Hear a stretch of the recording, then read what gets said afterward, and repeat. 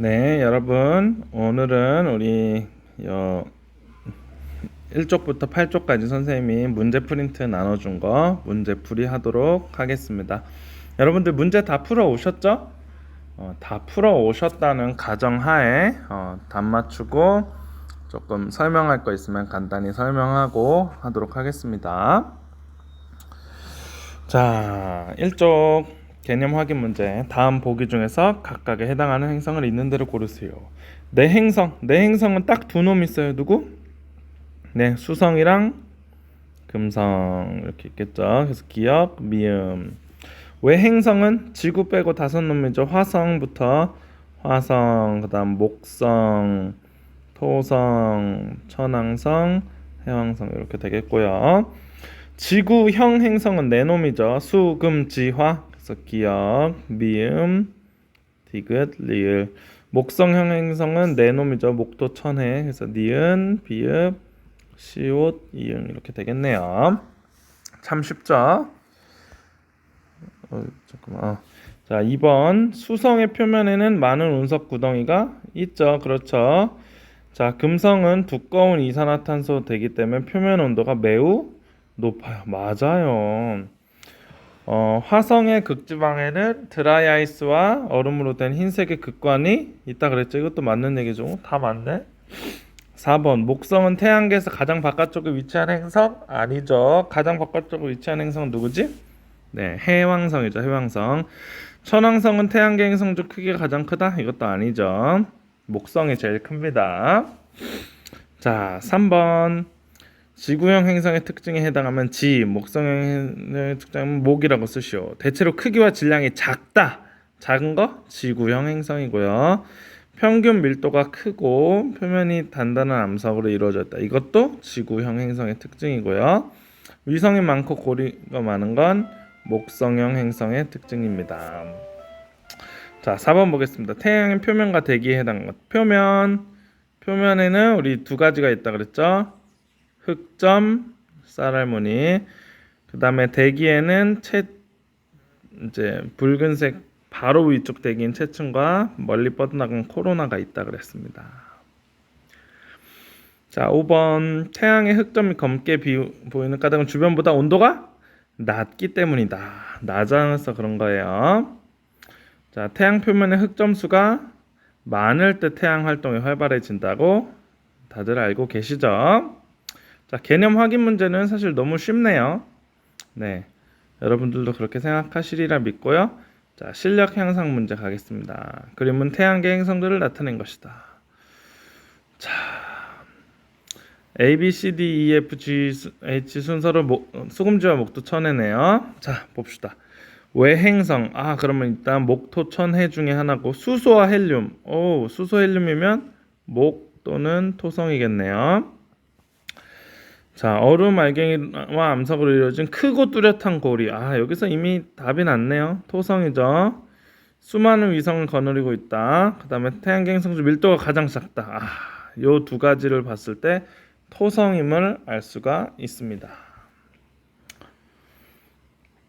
자, 그 다음에 그림은 태양계 행성들을 A와 B 두 집단으로 분류한 것이다. 자, A는 뭐냐면 질량은 크고 평균 밀도는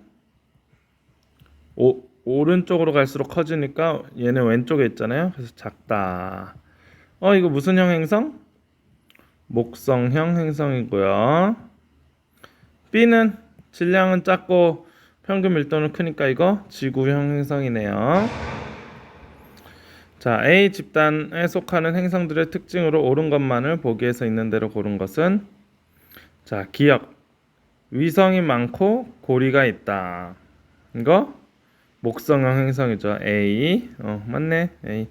자, 표면이 흙과 암석으로 되어 있는 건 B죠. 지구형 행성이고 태양으로부터 거리가 B 집단보다 멀다. 그렇죠. 맞아요. 맞는 얘기예요. 그래서 기억과 디귿이 맞는 얘기가 되겠군요. 정답은 3번입니다. 자, 다음 쪽 넘어가도록 하겠습니다. 3쪽 표는 태양계 행성들의 물리적 특징을 나타낸 것이다. 한번 봅시다. 자, 여러분들 H 뭔지 아시죠? 수소. He2는 헬륨. 이거 그 뭐야? 그 유아쌤이랑 배우셨죠? 자, 그다음 뭐 봅시다. 자, 여기서 우리가 제일 볼 거는 일단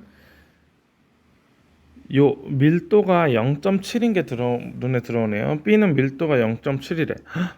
우리 선생님이 얘기했었죠? 물의 밀도가 1인데 어떤 행성은 물보다 밀도가 작다. 태양계 행성 중에 밀도가 제일 작다. 그래서 만약에 물에 동동 띄우면 둥둥 뜬다. 이 행성은. 그게 바로 토성이었죠. 그래서 B는 토성이다. 근거는 뭐냐면 대기 성분이 이렇게 되고 밀도가 0.7밖에 안 된다. 자, 근데 A는 봅시다. 와, A는 질량이 317. 그러니까 B보다 질량이 더 커요. 이런 애는 딱 한 명 있어. 태양계. 누구? 네, 목성. 목성밖에 없죠. 토성보다 큰 건 목성밖에 없습니다. 자, 그럼 이제 C랑 D를 봅시다. C랑 D. 여기 보면은 반지름이 0.95네요. 지구보다 조금 작고 얘는 반지름이 0.38. 지구보다 많이 작네요. 자, 근데 여기 주목할게. 대기 성분이 D는 없습니다. 대기가 없는 행성 딱 하나 있어. 태양계. 누구? 수성. 그래서 대기가 없으니까 수성이고, C는 대기 성분이 CO2네요. 근데 대기 성분이 CO2인 건 금성이랑 화성이 있는데, 자, 요 표면 온도를 보세요. 와, 470도. 엄청 뜨거워. 이건 누구야? 금성이죠. 그리고 반지름도 지구보다 조금 작은 거, 지구랑 크기 제일 비슷한 거, 금성인 거 다들 알고 계실 거라고 생각합니다. 그래서 자료를 분석해서 특징을 알아내면 각자 행성을 찾을 수가 있습니다. 4번. 자, 글이 쫙 이렇게 되는데, 어쨌든 태양에서 홍염이나 플레어가 증가하면 태양으로부터 지구에 도달하는 전기를 띤 입자의 수가 증가한다. 태양풍이죠. 자, 이로 인해 지구에서 나타나는 현상을 두 가지 현상 이상 서술하시오. 자, 태양풍이 많이 불어오면 그 자기 폭풍이 생기죠. 자기 폭풍이 많이 발생하고, 그래서 자기 폭풍 대신에 무선 통신 단절이 일어납니다. 이 현상을 무슨 현상이라 그런다 그랬죠? 네, 델린저 현상이라고 한다 그랬습니다. 폭풍이 많이 일어난다. 그다음 또 나타나는 현상이 뭐 인공위성 고장, 또 GPS 고장, 그다음에 또 마지막으로 더 넓은 지역에서 뭐가 관찰된다? 오로라가 관찰된다. 오로라라는 게 사실 태양에서 온 그 전기를 띤 입자들이 그 지구 자기장과 만나면서 교란이 되면서 이제 번쩍번쩍 그 전자기장이 이렇게 막 서로가 서로를 교란시키면서 이렇게 빛이 번쩍번쩍 나는 거거든요. 근데 그게 더 많이 발생하면 오로라가 더 넓은 지역에서 관찰이 되겠죠. 자, 그다음 4쪽 보겠습니다. 다음은 수권의 구성 요소를 나타낸 것이다. 물음에 해당하는 것의 기호를 보기에서 골라 쓰시오. 자, 보기. 지구상의 물은 대부분 뭐죠? 97% 이상이 해수라 그랬습니다. 해수. 자, 우리가 쉽게 사용할 수 있는 물은 담수 중에서도 빙하는 얼어 있으니까 쉽게 사용하기가 어렵고, 지하수는 깊이 있어서 좀 파는데 좀 어려움이 있죠. 그래서 그래도 지하수는 쓸만한데 제일 쉬운 건 호수와 하천수겠죠. 자, 담수 중 가장 많은 양을 차지하는 것은 얼음땡이 빙하입니다. 수자원의 활용 사례에 대한 설명으로 옳은 것은 농작물을 재배하는 데 필요한 농업용수로 쓰이죠? 맞아요.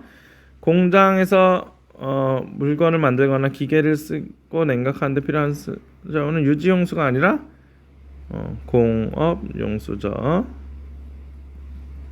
X.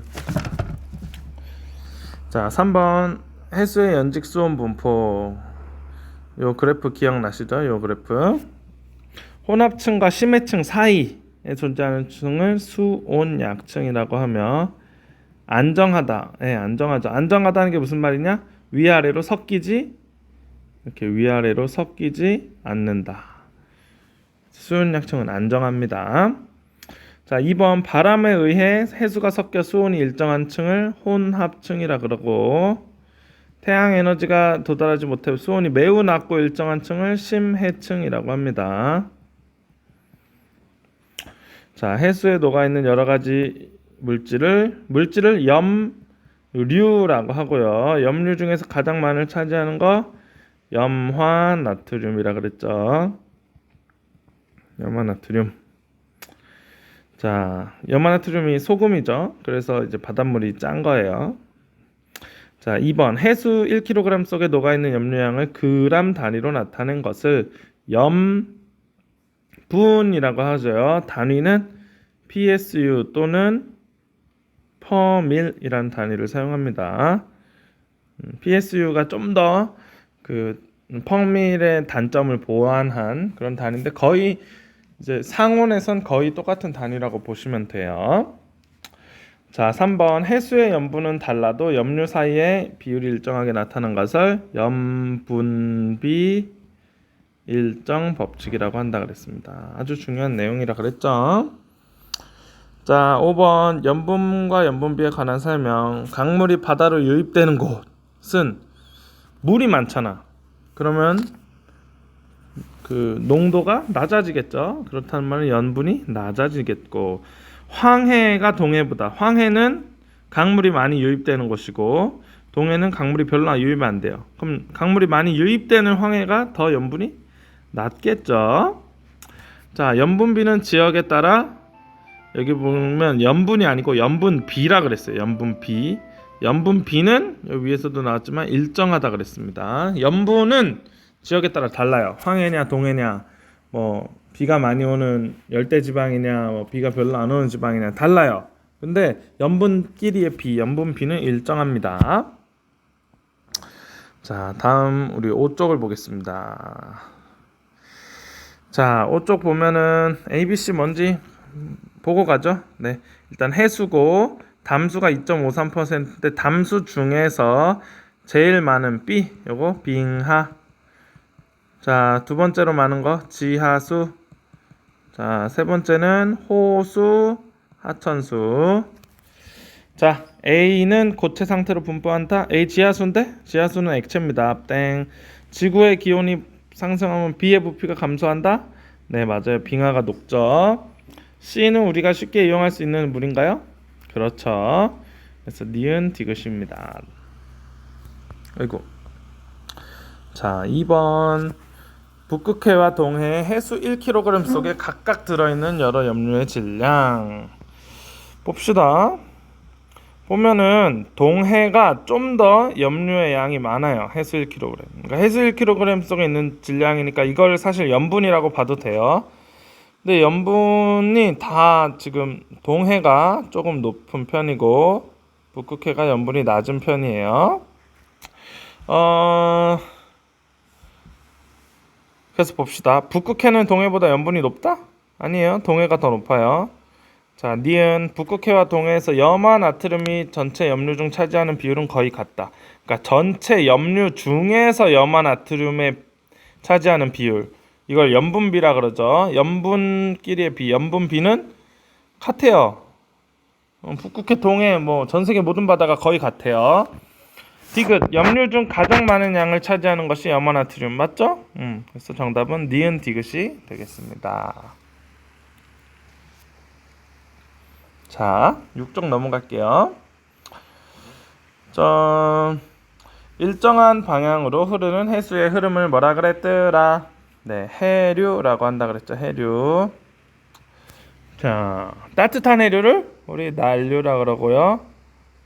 찬 해류를 한류라 그러죠. 우리나라에 큰 영향을 주는 난류로 우리나라 주변에서 가장 규모가 큰 해류 누구지? 네, 쿠로시오 해류이다. 자, 어디는 난류와 한류가 만난 지역으로 염분 풍부하다. 이거 뭐야? 조경수역이죠, 조경수역. 그래서 우리나라에서 조경수역이 어디 있다 그랬죠? 네, 동해 앞바다에 조경수역이 형성된다 그랬습니다. 자, 표는 난류와 한류의 특징을 나타낸 것이다. 빈칸에 알맞은 말을 쓰시오. 난류는 따뜻한 데서 추운 데로 갑니다. 근데 따뜻한 데가 어디냐? 적도 근처가 따뜻하죠. 적도 근처는 위도가 낮아요. 그래서 저위도 지역에서 고위도 지역으로 갈 때 난류고, 한류는 북극 쪽, 그러니까 위도가 높은 지역, 고위도 지역에서 저위도 지방으로 내려옵니다. 수온은 난류 높다, 한류 낮다. 그래서 난류는 크로시오 해류, 동안 난류, 황해 난류 같은 게 있고, 한류는 북한 한류, 연해주 한류 같은 게 있습니다. 우리나라 주변의 해류에 관한 설명으로 옳은 거, 옳지 않은 거. 우리나라 해왕해에서는 동안 난류, 북한 난류, 동한, 한국 동쪽으로, 동해 쪽으로 흐르는 거고, 북한 한류도 동해 쪽에 흐르는 겁니다. 그래서 X입니다, X. 해류의 흐름은 주변 지역의 기온에 영향을 주죠. 맞아요. 난류가 많이 흐르는 곳에는 원래보다 약간 더 따뜻해져요, 기온까지. 난류와 한류가 만나는 것에 좋은 어장 형성되죠. 자, 그것을 조경수역이라 그랬다 그랬고, 조석에 의한 바닷물의 흐름을 조류라고 한다 그랬습니다. 조류. 만조와 간조 때 해수면의 높이 차를 조차. 선생님이 이 단어 아는 것 매우 중요하다 그랬죠. 자, 밀물과 썰물에 따라 해수면의 높이가 주기적으로 오르는 내리는 현상을 조석이라 그런다 했습니다. 너무 쉽죠? 몇 번이고 강조하는. 자, 5번 조석 현상에 관한 설명. 바닷물이 밀려 들어오는 현상은 밀물이라고 하고, 바닷물이 빠져나가는 현상을 썰물이라고 하는데, 하루 중 해수면이 가장 높아진 때를 만조라고 하고, 가장 낮아진 때를 간조라고 합니다. 해수면의 높이는 하루에 약 2번씩, 그러니까 만조도 2번, 간조도 2번 이렇게 옵니다. 조차가 큰 우리나라의 어디? 서해안. 동해안은 조차가 작아서 갯벌이 별로 거의 없다 그랬고, 서해안은 조차가 매우 큰데 갯벌이 넓게 만들어집니다. 자, 우리 마지막 7쪽, 8쪽 하겠습니다. 그림은 우리나라 주변 바다의 겨울철 표층 수온 분포를 나타낸 것이다. 자, 여러분들, 쌤은 칼라인데 여러분들 그거는 흑백입니다. 시험 문제도 어차피 흑백으로 나와요. 그래서 이제 흑백으로 구분이 안 되는 문제는 안 나오겠죠.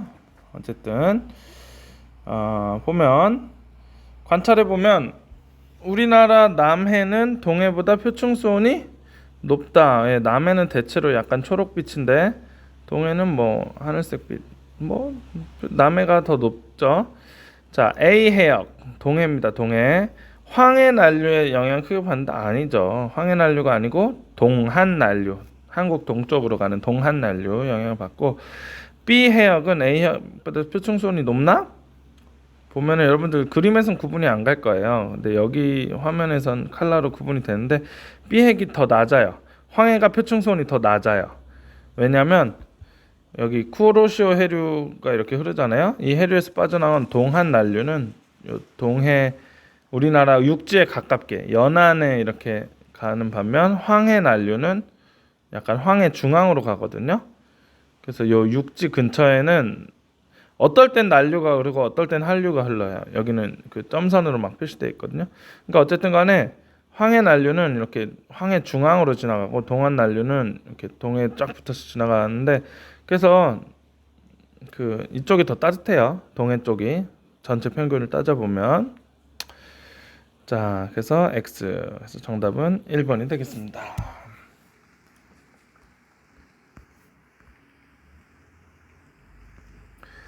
자, 조석 현상.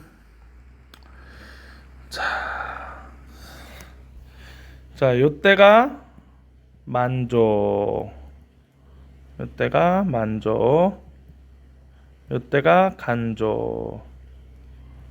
이렇게 볼 수 있겠죠. 해당 지역의 현재 시간.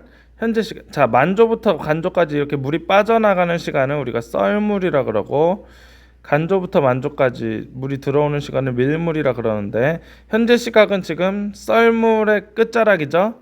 밀물대 아닙니다. 썰물의 끝자락. 니은 하루의 만조와 간조는 약 2번씩 나타납니다. 18시경에 갯벌체험. 18시가 언제냐면 요때네요. 와, 18시경에 보니까 이 조위가 이 해수면의 높이가 꽤 높아. 이때 갯벌 보이나요? 안 보이죠? 갯벌은 이렇게 좀 해수면의 높이가 낮아졌을 때, 이럴 때 보이죠? 갯벌 체험 못해요. 자, 정답은 니은이 되겠고요. 마지막 8쪽. 자, 침몰된 유조선 시프린스호에서 흘러나온 기름을 해류를 따라 이동하는 모습을 본 것이다. 기름막이, 그러니까 기름 걷는 그 기름막이를 설치하려면 이렇게 여기 유조선이 좌초됐잖아요.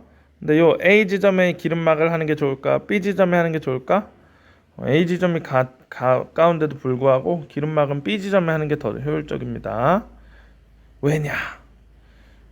저 유조선 기름이 해류를 따라 저 부분에서는 해류가 어디로 이동하냐면 이렇게 이동합니다. 동쪽으로 이동하기 때문에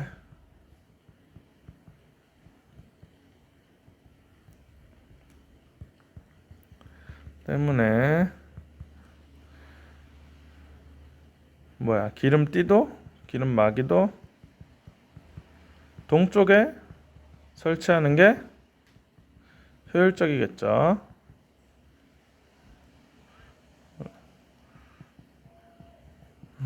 그죠? 너무 쉽죠?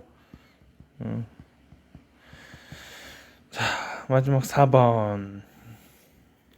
A, B, C, D, E 해류 이름을 쓰세요. 여러분들 이거 뭐 외우면 당연히 제일 좋겠지만 못 외워도 대충은 알고 계시죠? 자, A 제일 큰 해류 쿠로시오 해류.